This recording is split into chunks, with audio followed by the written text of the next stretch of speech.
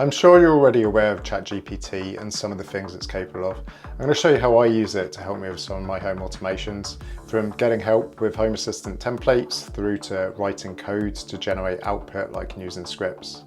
There's a few things you should be aware of though. I'm going to dive into some of the topics like how up-to-date the information is, what a context window is, custom GPTs, and what RAG or retrieval augmented generation is. If that sounds interesting, stick around and we'll dive in.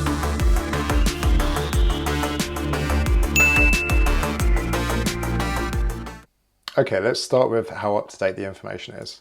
So we're going to give Chat GPT a very simple prompt. We're going to ask it if it's possible to turn off encryption for specific locations in a Home Assistant backup.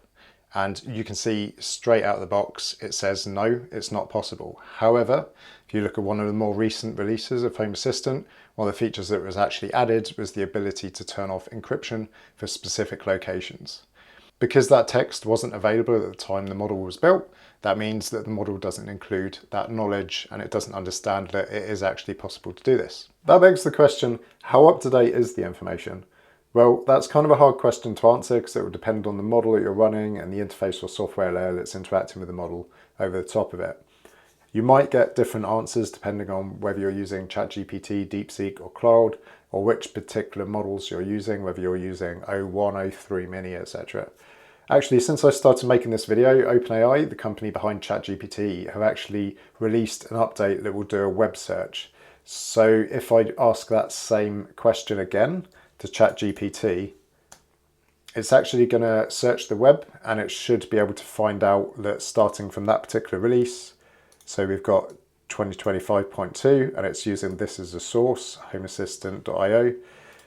It actually knows that it is possible from there because it couldn't find a good answer in its model. It reached out to the web to augment its answer. Ultimately, if you're running your own LLM for Llama, then you might still need to be aware of this. But if you're using something like ChatGPT, it shouldn't be a concern unless you're looking at something particularly cutting edge. Next, let's take a quick look at what a context window is. So if you enter some text in the chat, you'll notice that the LLM kind of learns from the text that you input. So I'm going to tell it that my name is Ben. And it's going to say, got it, cool. So now if I ask it, what is my name? It already knows that my name is Ben. So it's created this context window. If I was to create a new chat and ask it again, what is my name?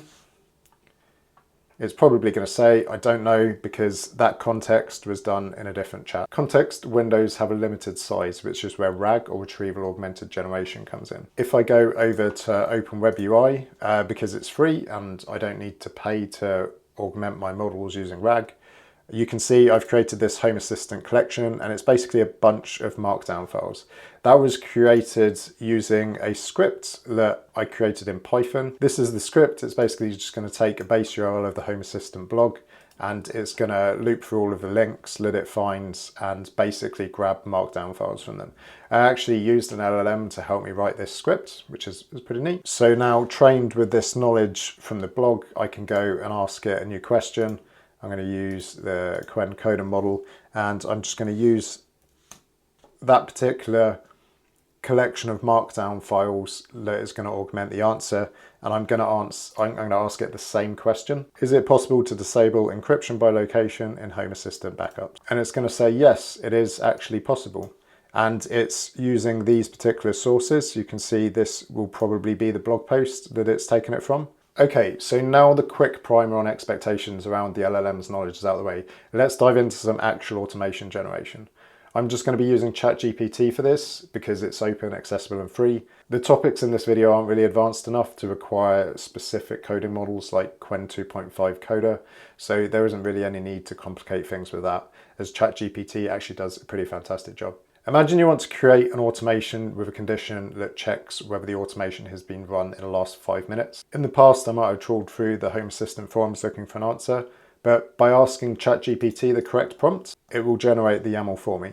Look at that, it's given me an explanation of how it's going to do the work, and it's even given me an explanation of how to grab the timestamp and offset that against the seconds here as well. Maybe you aren't so familiar with the YAML, that's not a problem. You can just use the current context to ask it some questions around the automation, like what does the opening and closing double curly braces mean. And it's going to tell us that it's using the Ginger 2 templating system, and it's even going to go into details of how that works. And if we really wanted to get into the weeds, we could just keep on asking it questions like, tell me a bit more about template expressions. And that's going to take you all the way down this rabbit hole, which will set you up quite nicely if you want to prompt it on some slightly more advanced topics. Something that could be quite fiddly and hard to get right the first time would be sending a notification to your phone from a camera in Hype Assistant instance. Let's see how well it fends here. So we're just going to ask it, how could I write a Home Assistant automation that takes a snapshot from my Reolink camera and sends that photo to my Android phone with a notification? Okay, so it's given us some prerequisites. It's given us some steps to create the actual automation, a series of steps, and it's given us the whole automation. So we can dive in and see how good of a job it's actually done. So it's using a motion sensor from the Reolink camera, which is what we asked it to do, setting it when the state is on. It's going to go through and use the particular entity, which will be the Reolink camera. Obviously, this is going to change based on what your Reolink camera is actually called. It's going to write it out to a file name. The config www folder is something that's going to need to be accessible. It's going to use your mobile device name, which is obviously going to change based on your setup. And it's going to go ahead and create the automation and pass the image data through as well. So there should be some caveats here that it's going to be difficult to find the image, which it's telling us here. And the reason for that is because the notification will basically just send a very basic payload. It doesn't bundle up the image data. It actually needs to reference the image externally. So it's just telling us that that's something we need to be aware of. I think it's done a pretty decent job. So something I want to add on top of this is when I tap on the notification, I want it to open the Reolink app on my Android phone. So let's see if we can get it to do that. Just going to add that prompt in here and see what it does. So it's actually given us 2 answers here. That's something that Chat GPT likes to do so they can tailor their experience more to the users. So I'm just going to look through sample 2 and see what it does.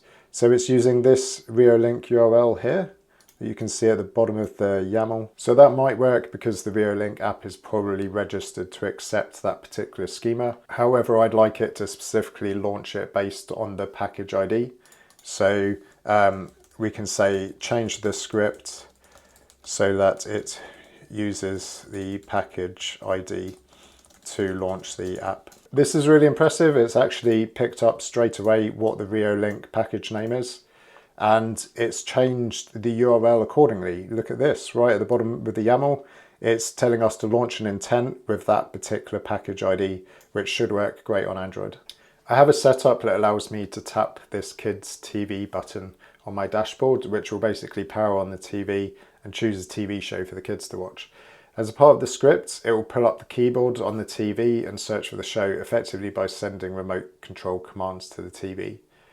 This basically means it's sending a bunch of right, down kind of commands, depending on what key you select on the keyboard. And as you can imagine, this is quite a laborious task figuring out what combination of key presses are needed to punch in the text to search for a specific show. So I used Chat GPT to create some code that will generate the inputs. It uses the Android TV Home Assistant integration, and commands that need to be sent are, for example, D-pad_left to move left and D-pad_center to select. This is the prompt that I gave to Chat GPT. So this is basically just saying start at the letter Q, and if we wanted to select the letter D, it would move down 1 and then across 2. And then for each move, it's going to use these 2 commands for D-pad right and D-pad down so that it can translate it into what the remote actually needs. So we're just going to run that and give it a second, and it's outputting the JavaScript for us. I'm going to grab the code and throw it into Visual Studio Code, and I'm just going to run the code here to see the output it produces. So this is what it's generated. I tweaked it very quickly so that the show that it's going to search for is Cosmic Kids Yoga, and you can see it's annotating it and just saying this is to reach the letter C, so it's going to go center, down, right. And if we look at the key map, it's going to hit center to bring up the keyboard, and then it's going to go down, and it's going to go right 1 position, right another position, right another position, and that's going to select the letter C. Perfect, that's exactly what we want. Now all I need to do is head over to the script that I've got for the TV shows. I'm going to find an existing one, so let's use Blippi for example, and I'm just going to edit the YAML, copy that out, duplicate it, and then in my new one, go back to edit the YAML, and I'm going to paste that in. I'm going to change this to Cosmic Kids Yoga. We'll change the alias as well, search for Cosmic Kids Yoga. Going to come over to here, grab the output that it's generated, and where it says command here, I'm just going to get rid of what it had before and paste in the new generated code. Just going to fix the indentation quickly. And now we're good to go. This is a really broad topic, and I've already made a video about how I use AI to turn on my porch light. I plan on covering a lot more on AI, how it can be used around your smart home, and if that's something that interests you, then be sure to subscribe. That's all for now. I'll catch you next time.